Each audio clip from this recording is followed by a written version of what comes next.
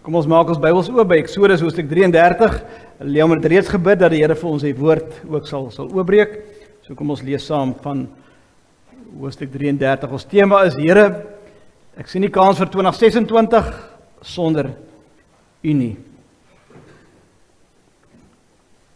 Eksodus hoofstuk 33, ons lees vanaf vers 1. Die Here het vir Moses gesê, gaan trek hiervandaan op, jy en die volk wat jy uit Egipte land laat optrek het, na die land wat ek met 'n eed beloof het aan Abraham, Isak en Jakob, deur te sê, aan jou nageslag sal ek dit gee. Ek sal 'n engel voor jou uitstuur en ek sal die Kanaaniete, die Amoriete, die Hetiete, die Ferisiete, die Jewiete en die Jebusiete verdryf. Trek op, Israel, na 'n land wat oorloop van melk en honing. Ek sal egter nie in jou midde optrek nie, omdat jy 'n hardnekkige volk is. Anders vernietig ek jou pad. Toe die volk hierdie woord van onheil hoor, het hulle getreur. Niemand het sy juwele aangesit nie. Die Here het immers vir Moses gesê, sê vir die Israeliete, julle is 'n hardnekkige volk. As ek vir een oomblik saam met jou sou optrek, sal ek jou vernietig. Haal dan nou jou juwele af, sodat ek kan weet wat ek met jou moet doen. Vanaf die berg Horeb het die Israeliete toe hulle juwele afgehaal. Moses het telkens 'n tent geneem en dit buite die kamp opgeslaan, ver van die kamp af. Hy het dit 'n ontmoetingstent genoem. Elkeen wat die Here wou raadpleeg, moes uitgaan na die ontmoetingstent wat buite die kamp was. Telkens wanneer Moses uitgegaan het na die tent, het die hele volk opgestaan. En dan het elkeen sy plek ingeneem by die ingang van sy tent. Hulle het Moses agterna gekyk totdat hy by die tent ingegaan het. En telkens wanneer Moses by die tent binne gegaan het, het die wolkkolom afgekom en by die ingang van die tent gaan staan. Dan het die Here met Moses gepraat. Wanneer die hele volk die wolkkolom by die ingang van die tent sien staan, het die hele volk opgestaan en elkeen by die ingang van sy tent in aanbidding gebuig. Die Here het met Moses van aangesig tot aangesig gepraat, soos 'n man met sy vriend praat. Dan het Moses teruggekeer na die kamp, maar sy helper Josua, seun van Nun, 'n jong man, het nie die tent verlaat nie. Moses het vir die Here gesê, kyk, U sê vir my, laat hierdie volk optrek, maar self maak U nie aan my bekend wie U saam met my sal stuur nie. U is die een wat gesê het, ek ken jou by die naam, en jy het ook guns gevind in my oë. Daarom, as ek wel guns gevind het in U oë, maak tog aan my U paaie bekend, dat ek U kan ken, sodat ek guns bly vind in die oë. Besef tog, dat hierdie nasie volk is. En die Here het gesê, moet my teenwoordigheid saamgaan, moet ek vir jou rus gee.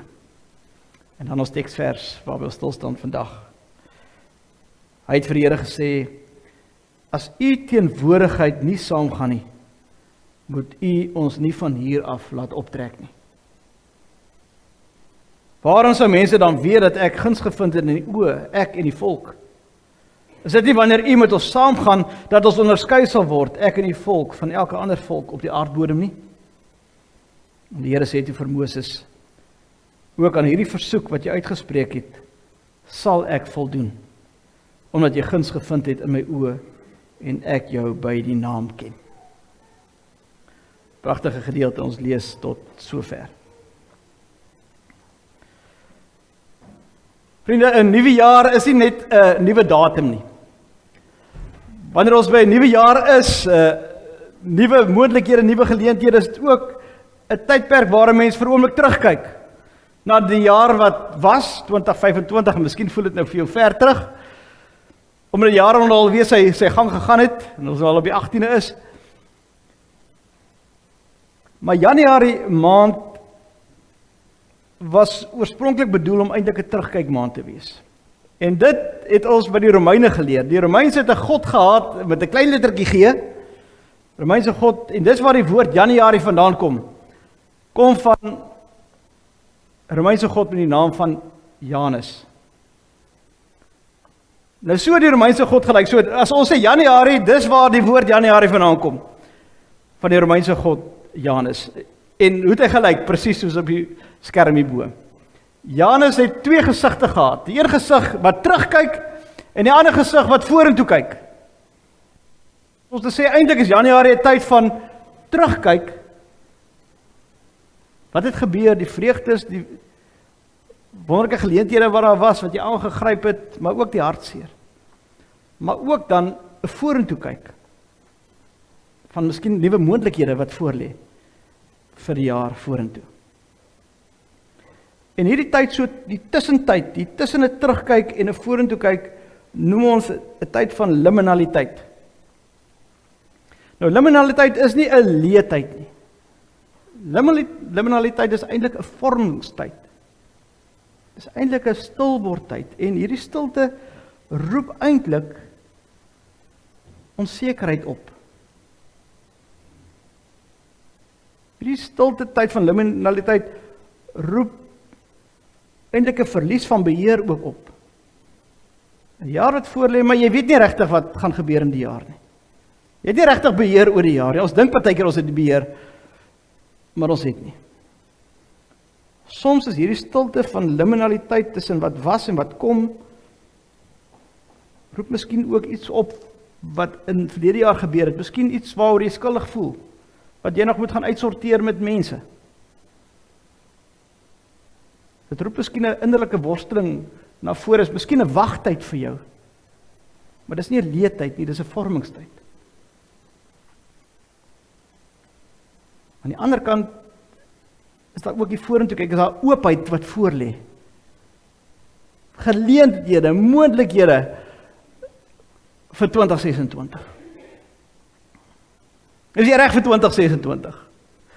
As jy vra vir my of ek reg is vir 2026, dan sou ek vinnig gesê het, ja, natuurlik, en as ek bietjie begin dink, dan dink ek, toe nie heeltemal so reg soos wat ek gedink het nie, want jy weet nie wat gaan gebeur nie. Jy weet nie wat siekte gaan maak in hierdie jaar rondom jou nie. Miskien is jou gesondheid nie so lekker nie. En jy weet nie wat die volgende maande inhou nie. Vind jouself ook eintlik in hierdie tyd van onsekerheid, tyd van verlies van beheer, dat ek nie die beheer eintlik in my hande het nie. In die Bybel is daar baie sulke voorbeelde van liminaliteit.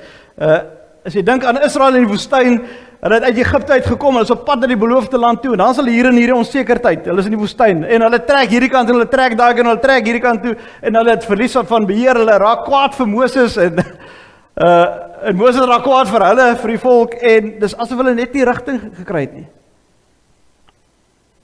Ander voorbeeld van liminaliteit is vir die disippels, tussen Christus se kruisiging en Christus se opstanding, daardie tyd van onsekerheid.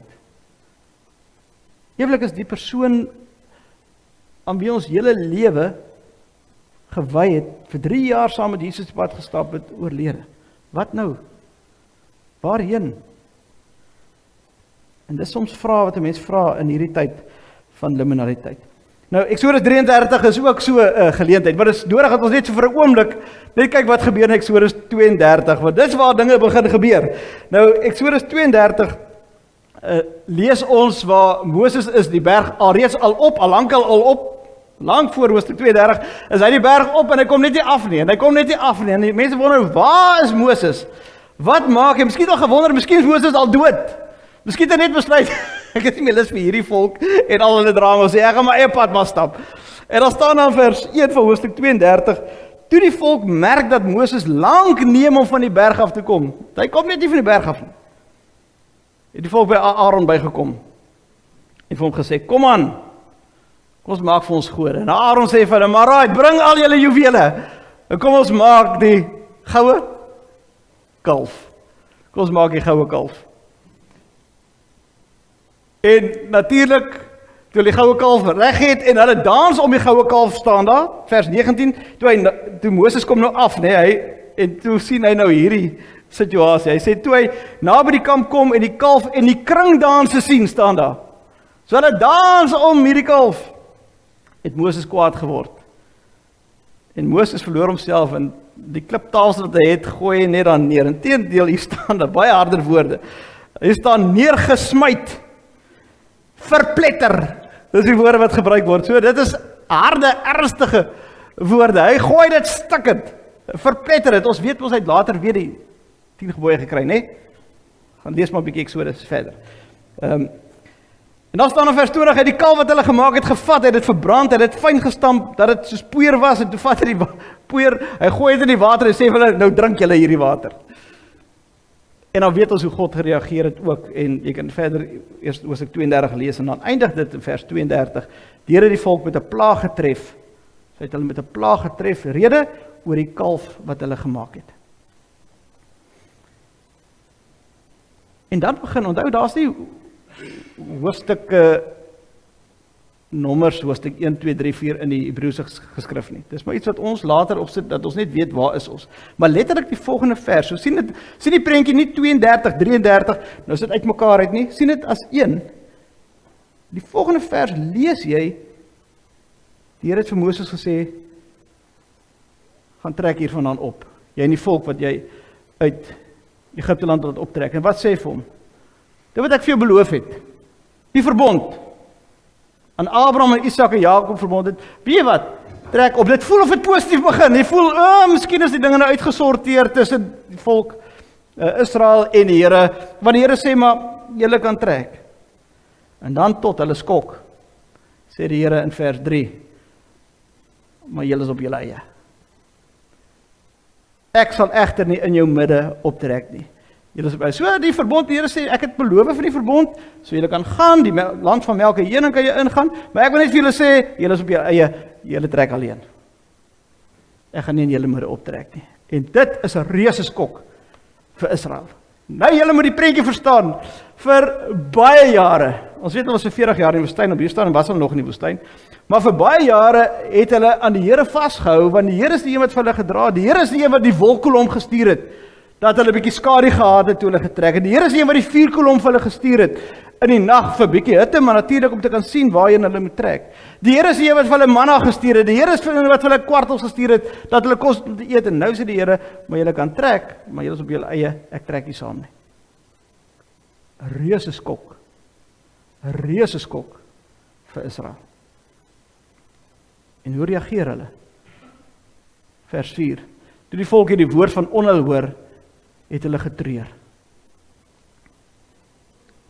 Hulle treur, want hulle weet, wat gaan hulle doen sonder God? Wat gaan hulle doen sonder die teenwoordigheid van die Here? Jy het die vraag vir jouself gevra, wat sou jy doen as die Here nie by jou is nie?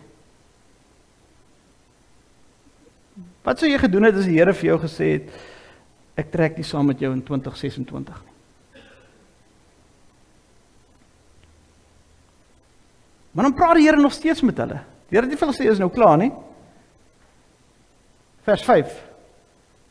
Sê die Here vir hulle, en julle het nog gehoor, ons die hele paar keer gelees, julle is 'n hardnekkige volk. Ek dink julle het dit 3 of 4 keer gehoor, toe ons die teks gelees het. Die Here sê, haal julle juwele af. En dadelik is dit wat hulle doen. Want die volk luister na God, want hulle het besef, hulle het fout gemaak. En eintlik die feit dat hulle luister wat die Here sê, haal julle juwele af, is eintlik 2 goed. Dis 'n rouhandeling, maar dis ook 'n skuldbelydenis om te sê, Here is jammer, hulle het dadelik al die juwele afgehaal. Want hulle geweet, ons het die Here nodig. En dan speel seker een van die mooiste gedeeltes in die Bybel af. Mooiste gedeeltes oor 'n intieme verhouding met die Here. Hoor saam met my wat gebeur hier van vers 7 af. Ek kry sommer hoendervleis as ek nou sommer sê. Weet, die volk het hulle tente opgeslaan, en dan staan daar, Moses gaan en hy slaan 'n ontmoetingstent, ver weg slaan hy 'n ontmoetingstent op. En hierdie volk is geskok, dat die Here sê, gaan nie saam nie. En as Moses begin stap na die ontmoetingstent toe, dan staan daar, los hulle alles wat hulle het, hulle staan op, en hulle gaan staan by die ingang van die tent. Want hulle sien, Moses is op pad om te gaan praat met God. En as Moses in die ontmoetingstent ingaan, en hulle sien die wolkkolom, wat eintlik sê, God is hier, die wolkkolom kom oor die tent. Sien hy prentjie in jou kop? by elkeen se ingang van die tent gaan buig hulle in aanbidding, terwyl God en Moses besig is om te praat. Dis beautiful, dis so aanbiddingsgeleentheid van, ons het die Here nodig. As hulle buig in aanbidding, dan sê hulle eintlik daarmee, Here, ons kan nie sonder U nie. Here, ons het U nodig. En dan praat God en Moses met mekaar, en dan staan God het met Moses praat soos wat jy met 'n vriend praat, staan daar in die teks. En dan kom sê Moses, Here, asseblief, Here, ons het vir U nodig. Here, wie gaan saam met my trek? Wie gaan saam met die volk trek? Here, ons kan nie sonder U nie, Here. En dan, waar is my bril? Hier is hy. En dan sê hy vir hom, sê die Here vers 14, moet my teenwoordigheid saamgaan. Moet ek vir jou rus gee? En dan sê hy hierdie besonderse woorde, ons teksgedeelte. As U teenwoordigheid, Here, as U teenwoordigheid nie saamgaan nie, moet U ons nie van hier af laat optrek nie. As U teenwoordigheid nie saamgaan nie, moet ons nie van hier af laat optrek nie. Al beloof U ons, en kyk die teks, hy staan daar in vers 3, trek op is na 'n land wat oorloop van melk en honing. Here, al beloof U vir ons die land van melk en honing, al beloof U vir ons besittings, al beloof U vir ons alles, beteken dit vir ons net mooi niks, as U teenwoordigheid nie saamgaan nie. As U teenwoordigheid nie by ons is nie, beteken al daardie goed niks.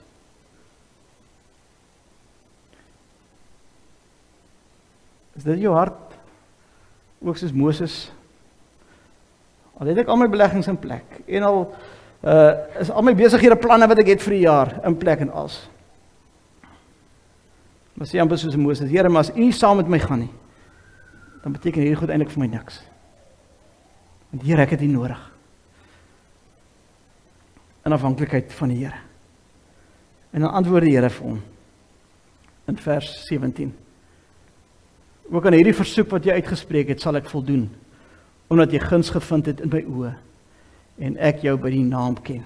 Pragtige, by die naam ken, jy ken Jesaja 43. Ek het jou op jou naam geroep, jy is myne, ek ken jou by die naam.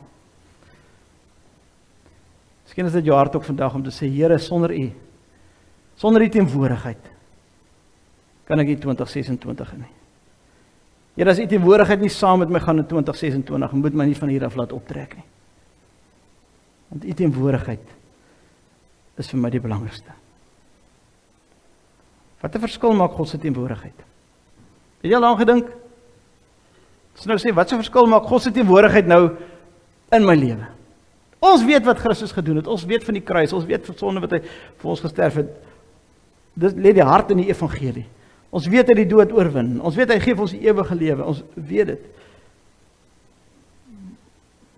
Maar hoe sal ek God se teenwoordigheid by my beskryf elke dag? Wat 'n verskil maak dit in jou lewe? Maak dit 'n verskil?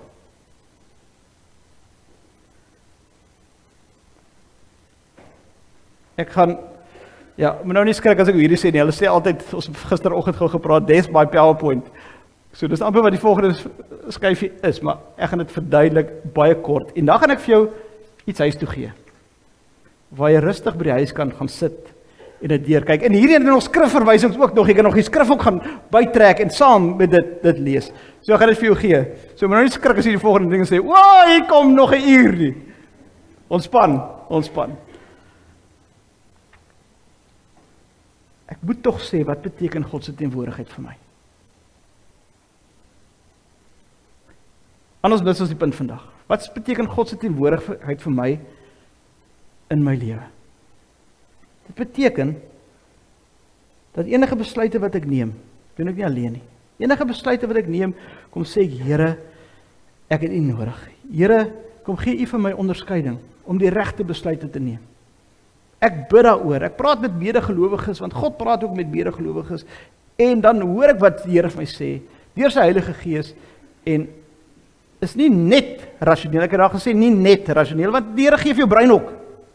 Die Here gee vir jou verstand. Maar jy moet dit ook om sê, Here, wat vra jy van my? So Die Here se teenwoordigheid het 'n effek op my besluitneming. Die Here se teenwoordigheid het effek op my identiteit, oor wie ek is. Ek is 'n kind van die Here. Stadium met ons baie keer die lied gesing, my pa is die koning van die heelal, jy weet, julle ken ons daai lied. Dis die Here, wat alles geskep het, dat later is, die aarde net so 'n klein kolletjie, jy moet baie mooi kyk, jy moet amper vergroot as om net die aarde te kan sien. So groot is die heelal. My pa is die koning van die heelal, en dis my identiteit, ek is 'n kind van die Here. Wat 'n voorreg om te weet, en ek is 'n erfgenaam van die Here staan aan die woord. Dis die verskil wat die teenwoordigheid van die Here in my lewe maak. Lyding en pyn gebeur in die lewe. Ons almal beleef dit. Maar weet jy wat? Die Here sê ek stap saam met jou. Die Here wat hierdie heelal gemaak het, sê ek los jou nie vir 'n oomblik alleen nie. Deur jou pyn en jou lyding, my teenwoordigheid is by jou daar. Ek dra vir jou, ek sorg vir jou. Ek gee vir jou innerlike rus. Ek bring jou, Psalm 23 sê ek bring jou by waters waar daar vrede is. Ek gee krag. Ek sorg vir jou. En hoeveel keer het ek al gesien as ou saam met mekaar bid by hospitaalbed, dat mense net sê, ek glo die Here het nou vir my rus gegee, vrede gegee, vir hierdie operasie wat voor lê. Dis wat die Here doen, nie mense nie, dis wat die Here doen. Die Here gee vir ons vrede, ongeag ons omstandighede. Perspektief, hoe ek na die lewe kyk. As die God se teenwoordigheid by my is, kyk ek anders na die lewe. Dan het die lewe ander betekenis. Dan is daar sin en betekenis in die lewe is heeltemal anders as iemand wat sonder die teenwoordigheid van die Here. Want dan weet ek, hoop is nie iets abstraks nie, maar hoop is Jesus Christus. Dis 'n naam, dis 'n persoon, is Jesus. Etieke lewe, dat die lewe ook leef. Die teenwoordigheid van die Here het effek oor hoe ek leef, omdat ek 'n verhouding met die Here het. En daarom, as ek goed gaan doen, dan borrel dit eintlik my uit. Ek gaan nie, ek moet nou hierdie gaan doen, ek moet nou hierdie gaan doen, dit is nou moeilik en dit is so swaar, en gaan nou, nee, dit borrel oor, dit loop oor, omdat ek 'n verhouding met die Here het. Kan ek nie anders om te doen wat die Here vir my sê om te doen nie, want dit borrel net uit my uit, want ek leef vanuit genade, wat die Here al klaar vir my reeds gedoen het, en ek borrel daaroor, van God se liefde, en God se genade, en daarom is dit hoe ek leef teenoor mense, my verhoudings en gemeenskap, dis hoe ek leef, want die Here sê vir ons, jy moet jou naaste lief hê soos jouself, jy moet jou God lief hê met jou hele hart, jou hele siel, jou hele verstand, en jou naaste soos jouself. Dan bring ek my lewe voor die Here, dan kom gee die Here vir my vergifnis, maar die Here sê, ek moet ook hierdie vergifnis gaan deel aan ander, kom deel ek dit ook aan ander, en gaan leef met liefde in die lewe. Nee, maar dit moeilik is nie, eintlik omdat dit maklik is, wat Christus reeds vir ons gedoen het. So die teenwoordigheid van die Here maak 'n reuse invloed in jou lewe, en dis maar net 'n paar fasette, daar's nog baie ander fasette. Mag die teenwoordigheid van die Here vir jou naby wees in 2026. Ek weet van klomp dinge, daar's troues, daar's vreugdes, daar's, wel, almal ou verjaarsdae, 2026 vir jou 'n oomblik wees, dat ek kan sê die teenwoordigheid van die Here was by my, deur dik en dun. Die Here dra my. Kom ons bid saam.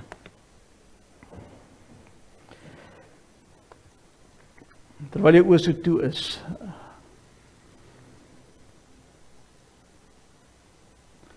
in jou hart, echo ons Moses se woorde.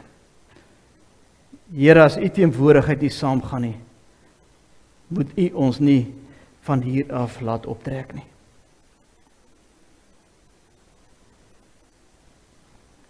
Sê dit soos wat jy daar sit, hier in jou gedagtes op, dat jy dit eintlik vir jouself hoor binne in jou hart. Te sê, Here, ek bid dat u teenwoordigheid saam met my gaan in 2026. Want Here, ek het u lief. En Here, ek het u nodig. Here, ek het u nodig vir myself. Ek het u nodig vir my geliefdes rondom my.